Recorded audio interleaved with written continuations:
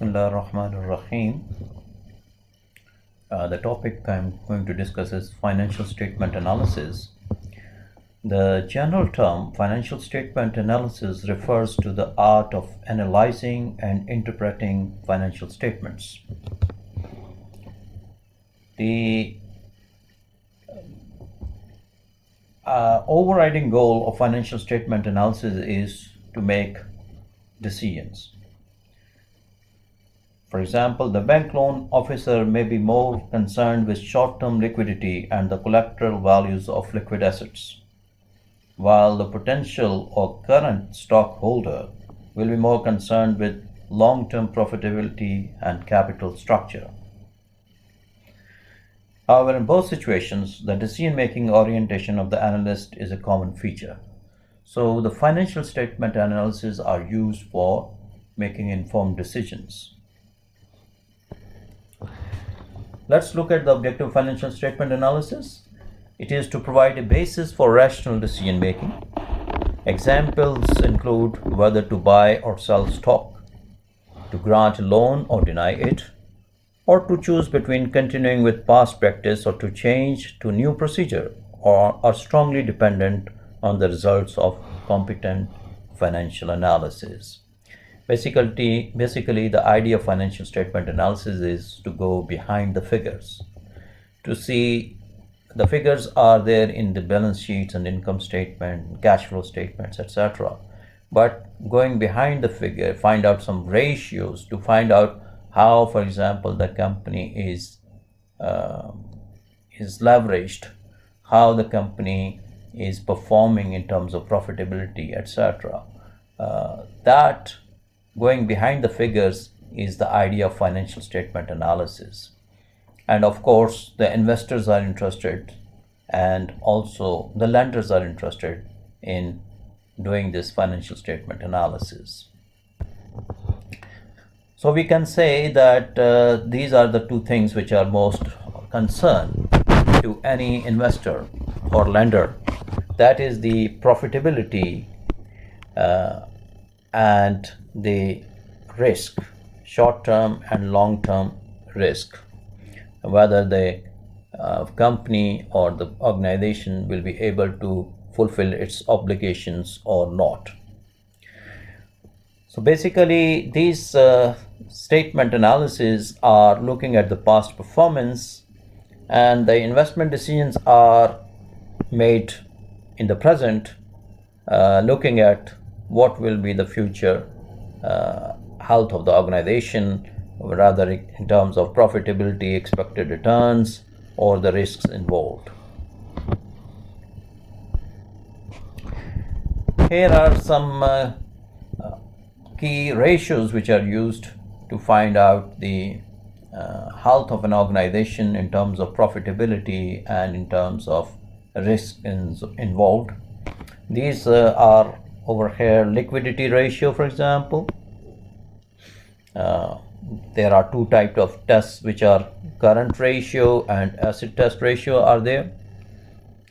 And then we have leverage ratios, which is looking at the long-term risks involved, which is debt to assets ratio or times interest earned.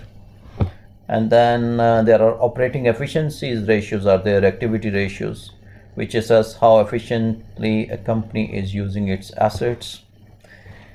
And of course, there are profitability ratios which are of interest, which is net profit after taxes over total sales or net profit after taxes over total assets.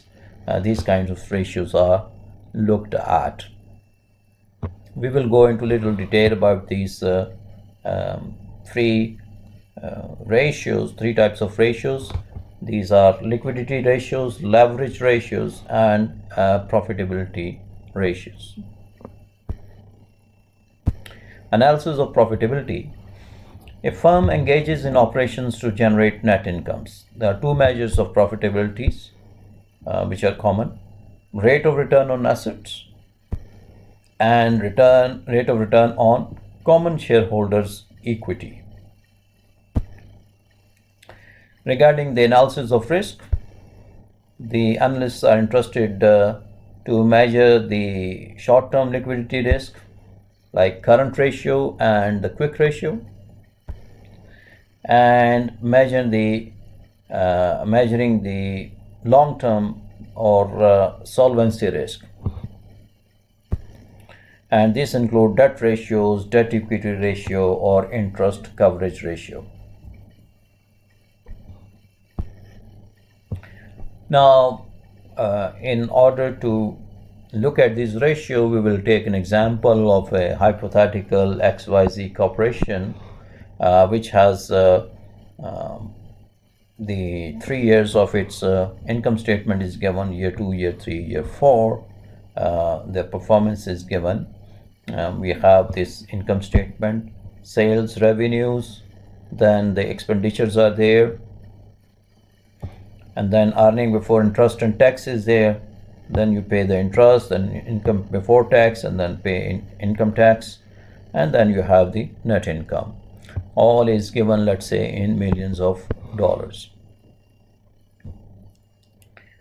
And for the same XYZ corporation, we have the balance sheets for 4 years, and these are also given. We have assets, we have the current assets and the non-current assets, which includes land, building, equipment, fixed assets, and of course depreciation.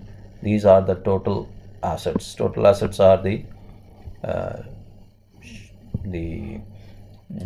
current assets plus the non-current assets. And then we have the liabilities and shareholders' equity. We have accounts payable, salaries payables, income taxes payables are total current liabilities here. And then bonds payables are the long-term liabilities are there. So the total liabilities are a summation of current liabilities and the long-term debt. We have this total liabilities. And then we have equity here, common stock, additional paid in capital. Common stock is of course calculated at par value, and then additional paid in stock is the over and above the par value the stock is sold, that is noted down in the balance sheet, and that is called paid in capital. And then we have some retained earnings which comes from the income statement. And then total shareholders equity is a summation of these common stock, additional paid in capital, and retained earnings.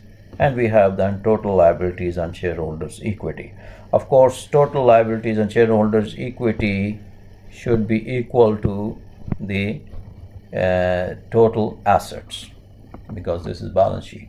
And this is what given for 4 years, year 1, year 2, year 3, and year 4, and all the figures here are in millions of dollars.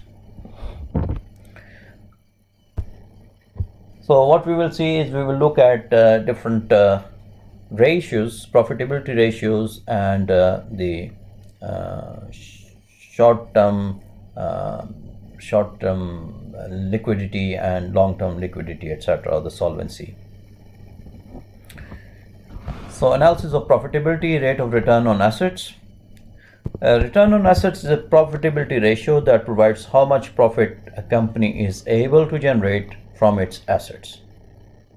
In other words, return on assets measures how efficient a company's management is in generating earnings from their economic resources or assets on their balance sheet.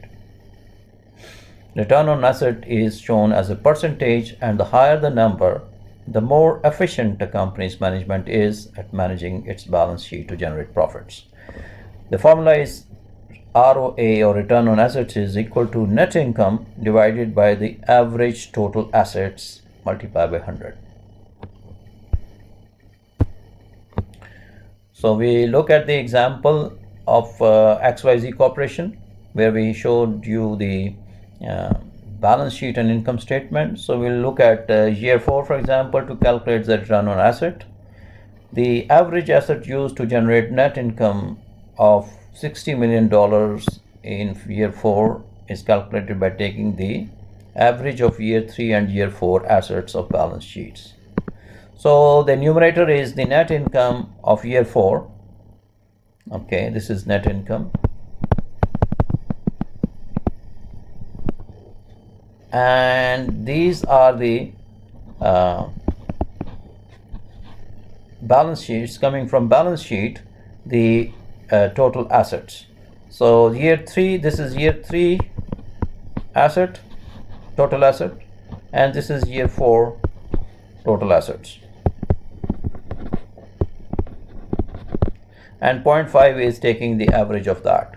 So taking average of these two, which means that you know that the balance sheet is showing the end of the year picture, a snapshot. So year 3 asset is the start of year 4 asset, and year 4 balance sheet asset, total asset, is giving the end of the year. So basically it is saying that how much average asset has been used to generate that income. So this gives us the return on asset, and that is in this case is 10.3%.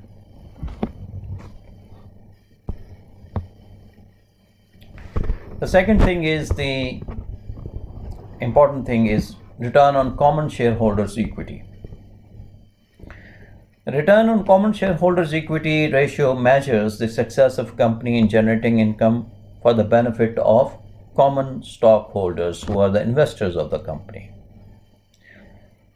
Return on common stockholders equity ratio shows how many dollars of net income have been earned for each dollar invested by the common stockholders. This ratio is a useful tool to measure the profitability from the owner's viewpoint, because the common stockholders are considered the real owners of the corporation. Okay, because they are the investors, they are the real owners of the corporation. And the calculation of rate of return on common shareholders equity is ROCE, rate return on common shareholders equity, is equal to net income minus dividends on preferred stocks. So that is the income after paying the dividends to the stockholders, divided by the average common shareholders equity, multiply by 100%, will give in percentage. So again, the example of XYZ Corporation. In that XYZ Corporation, we didn't have any preferred stocks there, so it is 0 there, and we have to calculate what is the rate of return on common shareholders equity. So here the solution, 60 is the numerator, is the net income. This is again for year 4, 60, and then this is the net income here, and these two are the shareholders, common shareholders equity is there. So it's 360 is for year 3 and 410 is for year 4. Again, year 3 is end of the year 3, and which is the start of year 4, and this is the end of year 4, 410. So this is taking the average is 0.5 is multiplied by that, is gives the average of that average common shareholders equity used to generate how much income, and this gives that how much in terms of they got 15.6%. A high return on common shareholders equity ratio indicates high profitability and strong financial position of the company, and can convert potential investors into actual common stock holders.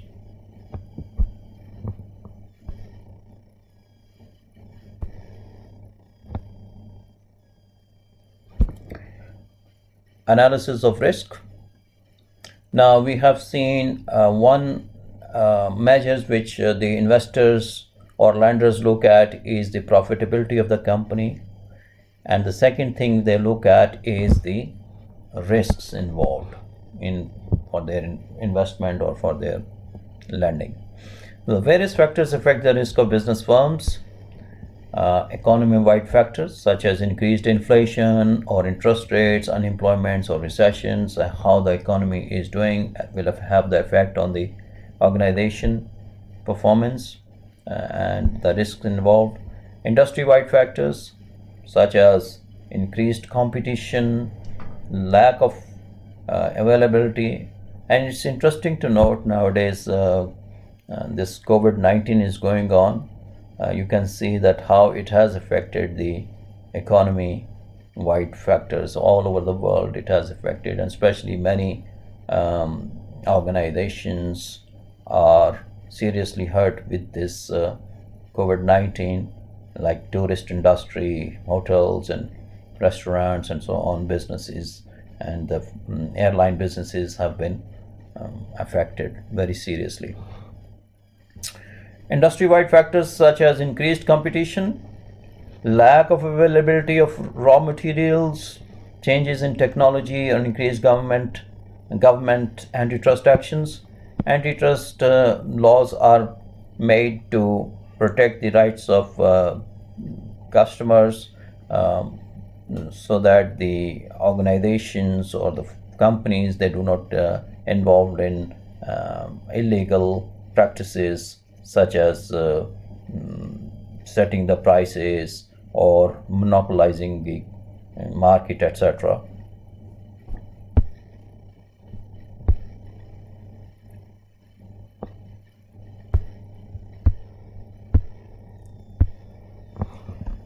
And then there are firm-specific factors such as labor strikes, loss of facilities due to fire or other casualties, or poor health of key managerial personnel.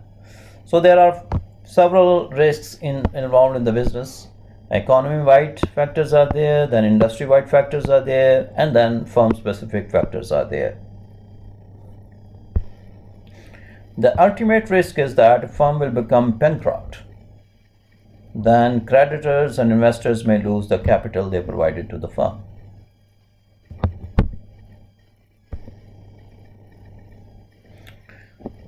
Analysis of risk. Liquidity. Analysts assessing risk generally focus on the relative liquidity of a firm. Liquidity means how much they have cash or near cash to meet their short-term obligations. So cash and near cash assets provide a firm with the resources needed to adapt to the various types of risks.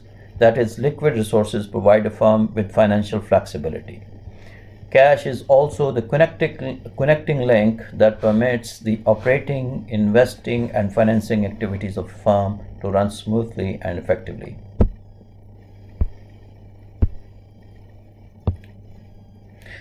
When assessing liquidity, time is critical. Consider the three questions. Does a firm have sufficient cash to repay a loan due tomorrow?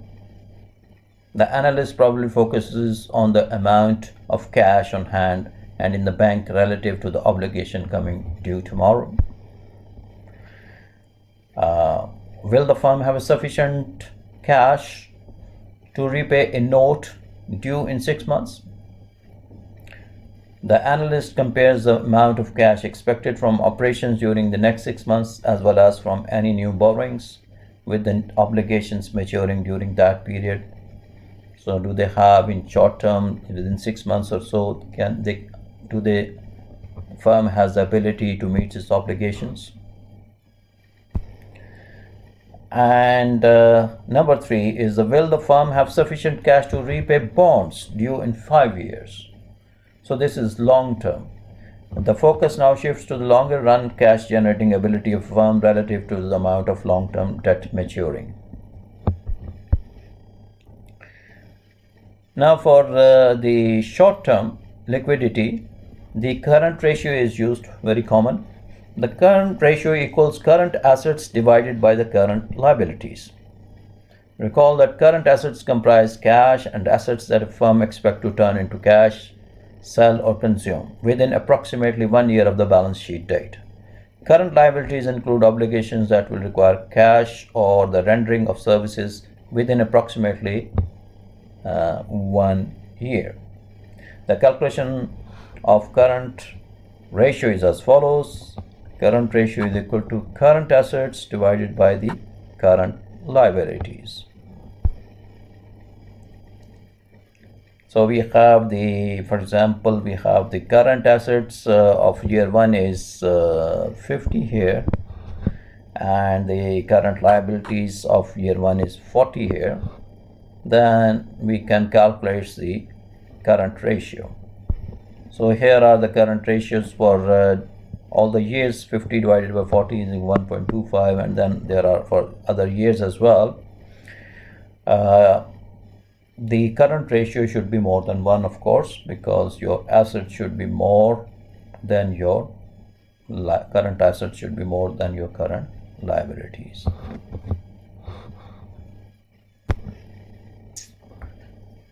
Another analysis of risk or short-term liquidity risk is the quick ratio.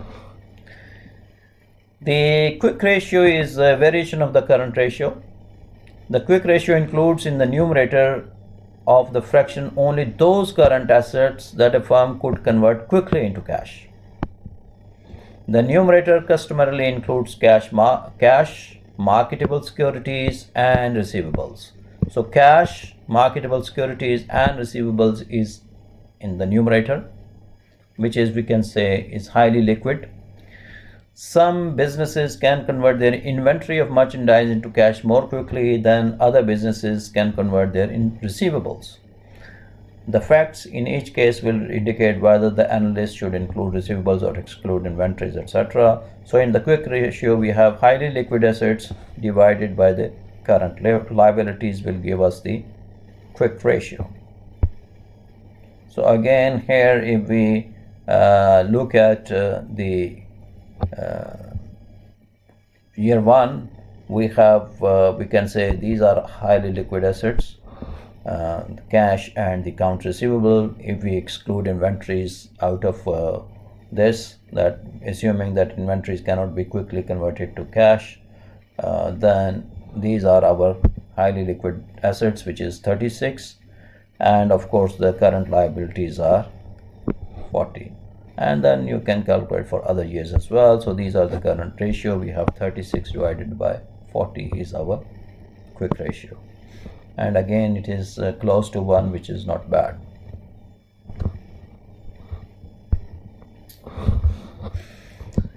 Then we come to the leverage ratios or long-term liquidity risk.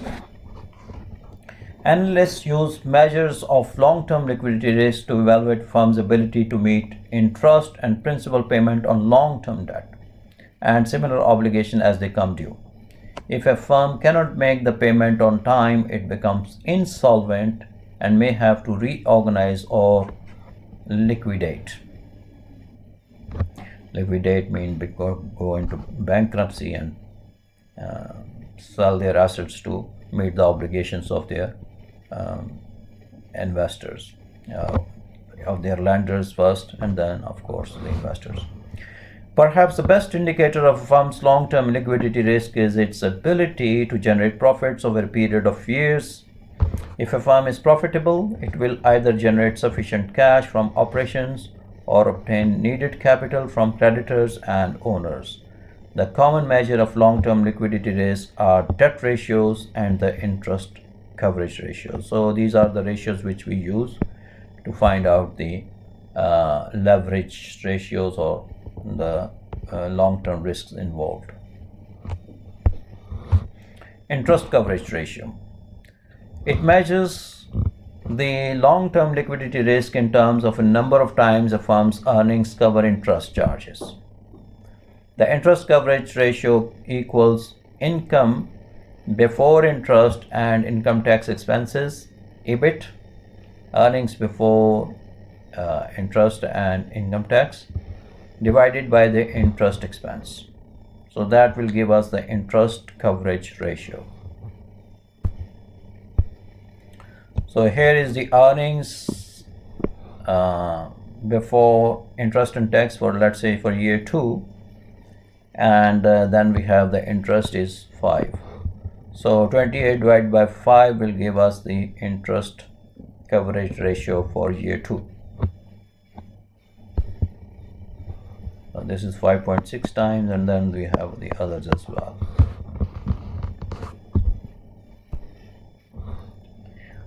The other ratios which are used to look at the leverage ratios, how much the company is leveraged by taking the loans or bonds, selling the bonds, etc. In general, the term leverage refers to the extent to which a firm employs debt capital to finance its operation. How much is the long-term debt? The more debt employed by the firm, the more highly leveraged it is said to be. There are following two ratios which are used. Debt ratio, which is the total debt over total assets. Another form of the debt ratio is the debt equity ratio, comparing with looking at the shareholders' equities and the total debt or total liability. The calculation of the total of the debt equity ratio is debt equity ratio is equal to total liabilities divided by shareholders' equity. So again, looking at the balance sheet of XYZ Corporation, we will see these debt ratios and debt equity ratio. So here we have the same total debt ratio is total debt divided by total assets. Here I would like to point out that some calculations consider total debt as total liabilities. Others consider only long-term and short-term debts as total debt, which exclude, for example, accounts payable from total debt. They don't consider total accounts payable as a debt, short-term debt.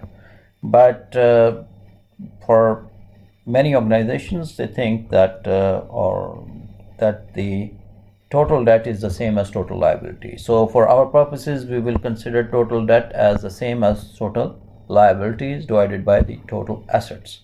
So if we look at the debt ratio, looking at year 1, for example, we go back here, and year 1, the total liabilities are or total debt and total liabilities, if we consider them same, then it is 90, and divided by the total asset, which is 250 for year 1. So we have 36%, and similarly for the year 2 we can calculate, and it finds out to be 25%. The debt equity ratio is the total liabilities divided by shareholders' equity, and again the total liabilities are the same as 90, the same numerator is there, and then in the denominator we have shareholders' equity. If we look at that, shareholder equity is 160 here, so we have the denominator 160 in debt equity ratio, and we get 56%, which means that it's telling that comparing to shareholders equity, the total debt is 56% of the total equity, and that's it gives this measure for year 1, for example, and then for year 2 it is 33%, etc. So that's it for this financial statement analysis. I would say that these analyses are then done for these different ratios are calculated, and one can compare these ratios with the industry standards, or can compare one organization with another organization, how the organization is doing in terms of profitability or in terms of risk involved, and whether to invest in the firm or not. So comparing to the industry standards, one can see how the company is doing, faring comparing to the other industries. As a homework, what you can do is each student select an organization, analyze its financial statement, compares to industry standards, and analyze whether it is worth investing in that company. This homework is for self-study and not to be submitted. That's all for this lecture. Thank you very much.